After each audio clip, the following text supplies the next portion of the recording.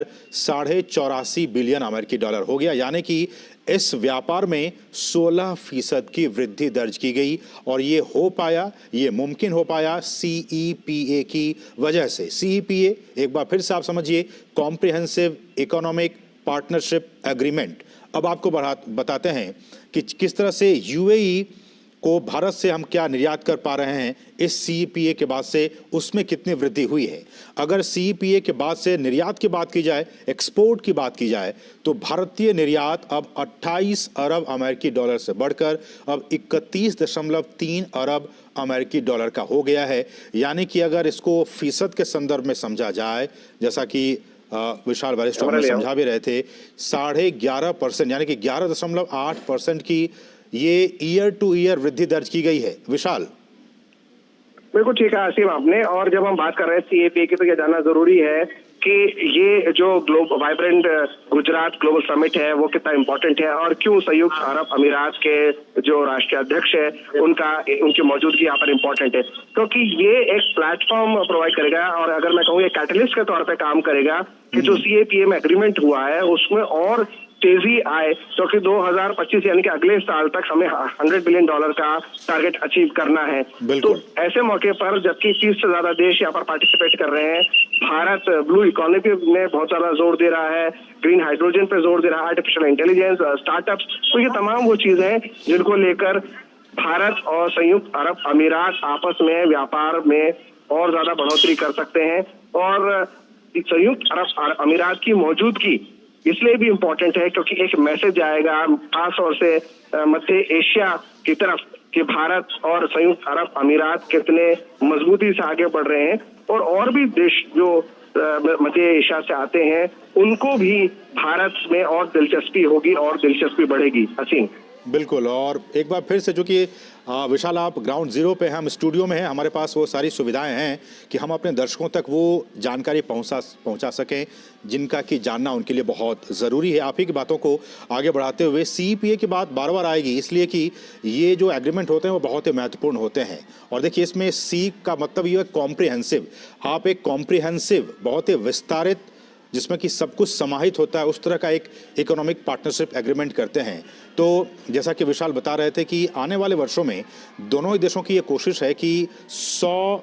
Billion तक हम अपने आपसी व्यापार को पहुंचाएंगे। तो इसके पीछे की जो चीज़ें हैं वो आपको बता दें कि अगर सीईपीए लागू हुआ है, जैसा कि हम बता रहे हैं कि इसमें किस तरह से इसमें जो व्यापार है उसमें बढ़ोतरी हुई है, जो एक्सपोर्ट है उसमें बढ़ोतरी हुई है,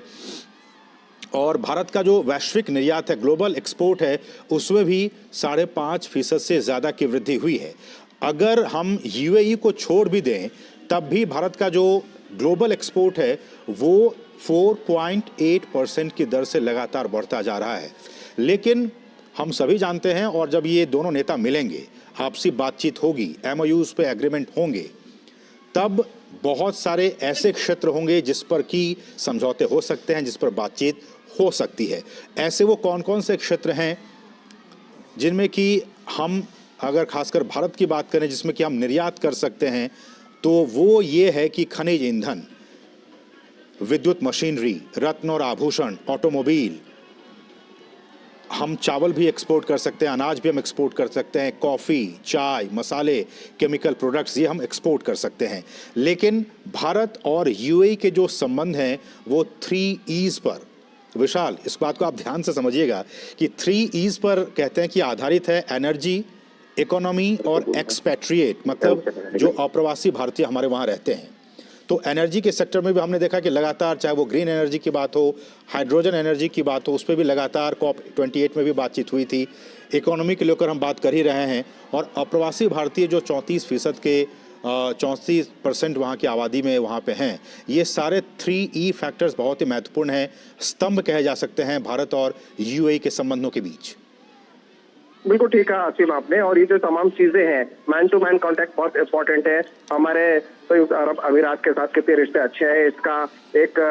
छोटा सा उदाहरण मैं आपको देना चाहूंगा कि हाल ही में जो हमारा दिल्ली आईआईटी है उसने अबू धाबी में कैंपस खोला। और ये इसलिए इम्पोर्टेंट हो जाता है कि संयुक्त अरब अमीरात, जो एमिरेट्स, ग्रुप ऑफ एमिरेट्स है, अलग अलग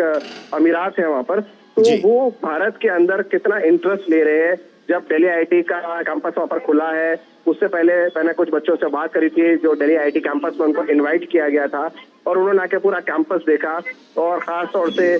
जो ड्रोन का